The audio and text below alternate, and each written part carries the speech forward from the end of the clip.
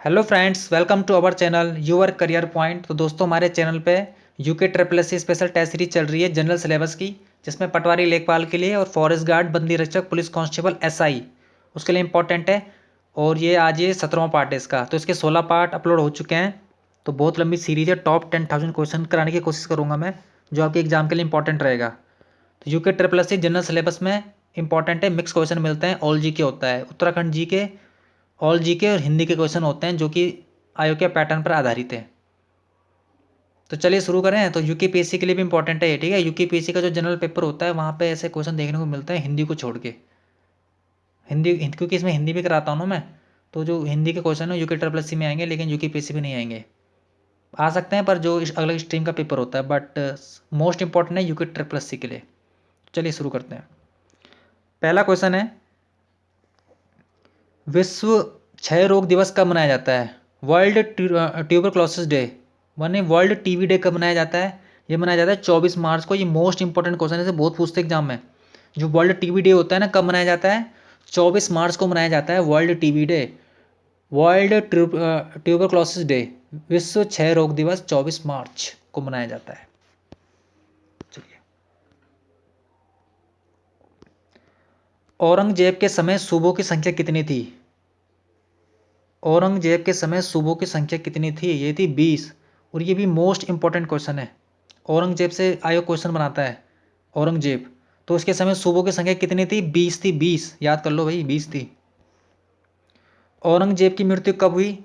ये क्वेश्चन आ चुका है एग्जाम में। औरंगजेब की जो मृत्यु हुई थी, ये हुई थी 1707 में। कब हुई थी? 1707 में हुई थी औरंगजेब की मृत्यु। ये क्वेश्चन यूके ट्रिपल एग्जाम में आ चुका है। मोस्ट इंपॉर्टेंट क्वेश्चन, रिपीट हो सकता है। तो औरंगजेब की मृत्यु हुई थी 1707 में, 1707 में हुई थी औरंगजेब की मृत्यु।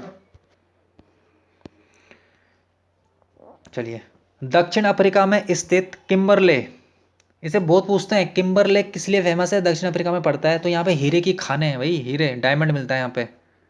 तो मैंने पहले भी कहा है, आखिरी बार भी कहा है, जो मिनरल्स होते हैं ना, यहाँ से निश्चित क्वेश्चन देखने को मिलते हैं। आपने देखा होगा, जो भी पुराने पेपर हुए हैं वहाँ पे आपने देखा होगा, बेलाडीला लोहे, जो बेलाडीला लोहेस की खदान है कहाँ पे है, और जर्मनी का रुर किस लिए फेमस है, डोनवास किस लिए फेमस है। तो मतलब ये कोलार गोल्ड के खाने कहाँ पे है, कर्नाटक में से बहुत पूछते हैं एग्जाम में, तो याद करना पड़ेगा आपको। तो दक्षिण अफ्रीका में क्या है? किम्बरले। किसके लिए फेमस है? डायमंड के लिए, हीरे के लिए। तो तीसरा वाला राइट आंसर हो जाएगा इसमें, हीरा। निम्न में से कौन कंप्यूटर आंकड़ों की त्रुटियों को प्रदर्शित करता है? तो जो कंप्यूटर आंकड़ों की जो त्रुटियों को प्रदर्शित करता है, ये होता है बग। क्या होता है? बग होता है, बग। तो आपके इसमें बग आ जाता है कभी कभी, जब कंप्यूटर आंकड़ों में त्रुटियां होती है तो इसे बग कहते हैं। चलिए, खजुराहो स्थित मंदिरों का निर्माण किसने किया था? और ये रिपीटेड क्वेश्चन है, इसे बहुत पूछते एग्जाम में। तो ये बनाया था चंदेलों ने। किसने बनाया था? चंदेलों ने बनाया था खजुराहो में मंदिर। ये तो पता नहीं कितनी बार आ चुका है एग्जाम में। यूके ट्रिपल एस सी ने अदर स्टेट में भी आता है, यूके पीएससी में भी आ चुका है। तो भाई इसको गलत मत कर देना। खजुराहो के जो मंदिर है ना, ये बनाया था चंदेलों ने। चंदेल वंश का संस्थापक कौन था? नन्नुक, नन्नुक था। देवधारा किस नदी का प्राचीन नाम है? देवधारा, तो देवधारा है टोंस नदी का प्राचीन नाम। किस नदी का? टोंस नदी का। तो मोस्ट इंपॉर्टेंट क्वेश्चन है ये। देवधारा किसका प्राचीन नाम है? टोंस नदी का। चलिए, निम्नलिखित में से कौन सी व्याकरण और वर्तनी से शुद्ध भाषा कहलाती है? तो व्याकरण और वर्तनी से शुद्ध भाषा कहलाती है मानक भाषा। कौन सी भाषा? मानक भाषा। चौथा वाला इसमें राइट आंसर हो जाएगा, मानक भाषा कहलाती है। हिंदी भाषा में निम्नलिखित में से कौन सा शब्द फारसी शब्द से लिया गया है? यानी ये फारसी भाषा का शब्द है। तो इनमें से जो फारसी भाषा का शब्द हो जाएगा, ये हो जाएगा शर्म। क्या हो जाएगा? शर्म। शर्म किस भाषा का शब्द है? शर्म फारसी भाषा का शब्द है। और फारसी भाषा के और भी शब्द है, जैसे बीमार, हिंदी। हिंदी याद कर लो भैया, हिंदी किस भाषा का शब्द है? फारसी भाषा का शब्द है हिंदी। तो इम्पॉर्टेंट है, शर्म तो है ही फारसी भाषा का शब्द, हिंदी भी है और बीमार भी है। चलिए, तो इम्पॉर्टेंट है। क्वेश्चन बनते हैं यहाँ से। फारसी भाषा याद करने पड़ेंगे ना, कहाँ से लिए हमने, फारसी, पुर्तगाली, तुर्की। जैसे उर्दू किस भाषा का शब्द है, तुर्की भाषा का शब्द है, ऐसा क्वेश्चन भी आया था, तो याद करने पड़ेंगे आपको। तो फारसी भाषा का शब्द कौन सा है, शर्म भी है, हिंदी भी है और बीमार भी है। चलिए, मुगल बादशाह शाहजहां ने किस कवि को महाकवि राय की उपाधि दी थी? तो शाहजहां ने दी थी महाकवि राय पदवी दी थी इन्होंने सुंदर को। किसको दी थी? सुंदर को दी थी इन्होंने। तो दूसरा वाला इसमें राइट आंसर हो जाएगा। जो सुंदर थे ना, ग्वालियर के ब्राह्मण थे, ग्वालियर के। चलिए, तो शाहजहां ने इन्हें क्या दी थी, महाकवि राय की उपाधि दी थी इन्होंने। और जो ये आपके सुंदर जी हैं, इन्होंने एक ग्रंथ भी लिखा है, वैसे नहीं आएगा फिर भी लिख लो आप। जो उनका ग्रंथ है ये है सुंदर श्रृंगार। कब है, क्या है, सुंदर श्रृंगार।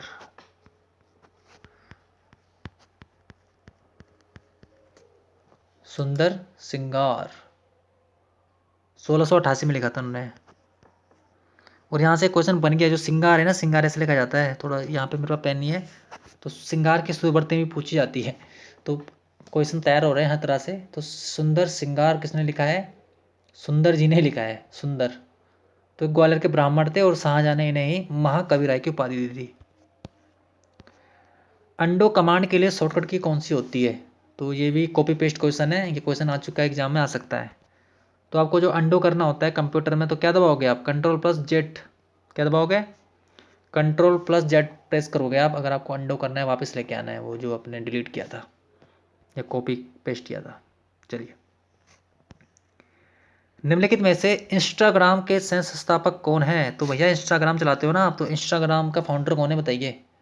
इंस्टाग्राम, तो इंस्टाग्राम के फाउंडर हैं केविन सिस्ट्रॉम। कौन है? केविन सिस्ट्रॉम है इंस्टाग्राम के फाउंडर। इंस्टाग्राम, तो कितने कैंडिडेट इंस्टाग्राम चलाते हैं, कमेंट बॉक्स में बताइए। इंस्टाग्राम के संस्थापक कौन है? केविन सिस्ट्रॉम है। दूसरा वाला राइट आंसर हो जाएगा उसमें।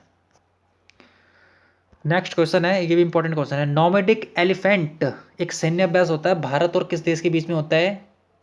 तो ये नोमैडिक एलिफेंट होता है भारत और मंगोलिया। भारत और मंगोलिया के बीच में होता है सैन्य अभ्यास। वैसे जो ये क्वेश्चन है ना, नोमैडिक एलिफेंट, ये क्वेश्चन यूपीएससी में आ सकता है। यूपीएससी में ऐसे क्वेश्चन देखने को मिलते हैं करंट अफेयर से रिलेटेड। वैसे करंट अफेयर है, बट ये पूछ सकता है यूके ट्रिपल भी। जो नोमैडिक एलिफेंट सैन्य अभ्यास ये होता है भारत और मंगोलिया के बीच में। मंगोलिया की कैपिटल बताइए, आई थिंक याद नहीं आ रहा मुझे, उलन बटोर है कि बटेर है, ऐसी कुछ कैपिटल है मंगोलिया की। चाइना के ऊपर पड़ता है, आपने देखा होगा मैप में। वहीं पड़ता है। तो नोमैडिक एलिफेंट सैन्य अभ्यास किसके बीच में होता है? भारत और मंगोलिया के बीच में। इंपॉर्टेंट क्वेश्चन है यूकेपीएससी के लिए, तो मोस्ट इंपॉर्टेंट क्वेश्चन है। बाकी यूके ट्रिपल सी का मैं कुछ नहीं कह सकता, क्या पता आ जाए। लाखोडियार के समीप कौन सी नदी बहती है? तो ये रिपीटेड क्वेश्चन है। लाखोडियार के समीप बहती है सुयाल नदी, अल्मोड़ा में है सुयाल नदी। तृतीय पंचवर्षीय योजना का काल क्या था भैया? तृतीय पंचवर्षीय योजना, तो तृतीय पंचवर्षीय योजना का काल था 1961 से 66। कितना था? 1961 से 66। तो ये किस योजना पर आधारित थी? गाडगिल योजना। कौन सी योजना? गाडगिल योजना। तो ये भी पूछते हैं एग्जाम में, जो ये पंचवर्षीय योजना है ना, जैसे पीसी मालवीस मॉडल पर कौन सी आधारित थी, गाडगिल पर कौन सी आधारित थी। तो 12 पंचवर्षीय योजना हुई थी। जो तीसरी पंचवर्षीय योजना थी, ये आधारित थी गाडगिल योजना पर। कब आई? 1961 से 1966 के बीच में आई थी। और इसका जो इनका उद्देश्य था, ये था इकोनॉमी को बढ़ाना है और आत्मनिर्भर बनाना है। जैसे मोदी जी का जो वो चल रहा है ना आजकल, जो उनका वो स्टेटमेंट है, वो कहते हैं हमें आत्मनिर्भर बनाना है। जो तीसरी पंचवर्षीय योजना आई थी, तो जो इसका जो उद्देश्य था यही था, हमें आत्मनिर्भर बनाना है और हमारी इकोनॉमी को डेवलप करना है, उसे हमने फास्ट करना है। इकोनॉमी, अगर क्वेश्चन ऐसे बनेगा, अर्थव्यवस्था को तीव्र बनाना है और आत्मनिर्भर बनना है, तो कौन सी पंचवर्षीय योजना का उद्देश्य था? यह था तीसरी पंचवर्षीय योजना है, 1961-66 में आई, गाडगिल योजना पर आधारित थी। तो मैं पूरी कोशिश करता हूँ कि इससे जुड़े फैक्ट आपको बता दूँ, क्योंकि UK triple C one day exam होते हैं, वहाँ में फैक्ट पूछे जाते हैं। तो याद कर लेना भाई, इतनी मेहनत कर रहा हूँ तो आप भी थोड़ा लाइक कर दिया करो और शेयर कर दिया करो, ठीक है। चलिए। रुड़की किस नदी के किनारे पर बसा है? तो ये रुड़की पड़ता है हरिद्वार में। तो रुड़की बसा है सोनाली नदी के तट पर। तो रुड़की किस नदी के किनारे पर बसा है? सोनाली नदी बहती है वहाँ पे। ठीक है, तो दूसरा वाला राइट आंसर हो जाएगा इसमें। शुद्धवर्तनी का चयन कीजिए। तो इनमें से शुद्धवर्तनी कौन सी है? तो ये हो जाएगा कुमुदिनी। इसे भी बहुत पूछते हैं, शुद्धवर्तनी से क्वेश्चन बनते हैं। तो शुद्धवर्तनी कौन सी इनमें से? ये हो जाएगा कुमुदिनी। देख लो, चौथा वाला है, प्रैक्टिस कर देना भैया, कुमुदिनी। तो ये बाकी गलत दे रखा है इन्होंने, ये देखो ये गलत है सब, ऐसे नहीं, ऐसे कहा जाता है कुमुदिनी। चौथा वाला राइट आंसर हो जाएगा इसमें। चलिए लास्ट क्वेश्चन है। हाथ कंगन को आरसी क्या? क्या है? हाथ कंगन को आरसी का आरसी क्या, इसका अर्थ क्या होता है? चलो छोटा करता हूँ मैं, ऐसे में नहीं आएगा। तो हाथ कंगन को आरसी क्या, इसका मतलब होता है प्रत्यक्ष को प्रमाण की जरूरत नहीं होती। क्या होता है? प्रत्यक्ष को प्रमाण की जरूरत नहीं। हाथ कंगन को आरसी क्या। तो मुहावरे लोकोक्ति से क्वेश्चन बनते हैं, सिलेबस में दे रखा है भाई। तो हाथ कंगन को आरसी क्या, प्रत्यक्ष को प्रमाण की जरूरत नहीं होती। तो चौथा वाला इसमें राइट आंसर हो जाएगा। तो दोस्तों ये था आज 17वां पार्ट था। आपके लिए मैं इतनी मेहनत कर रहा हूँ, टाइप करना पड़ता है दोस्तों इन सबको, तब आपको लेके मैं यहाँ पे आता हूँ। तो मेहनत करता हूँ, तो आप ज़रूर दोस्तों लाइक ज़रूर कीजिए, लाइक किया करें और कमेंट में अपनी राय बताएं, और चैनल को ज़्यादा से ज़्यादा शेयर करें, दोस्तों तक पहुँचाएं, और चैनल को सब्सक्राइब नहीं किया है तो सब्सक्राइब कर लें। हमारे इस जो यूर करियर पॉइंट है, हमारा मिशन है आपको इसमें सफलता दिलानी है, आपको एक जॉब दिलानी है उत्तराखंड में, अपने राज्य में।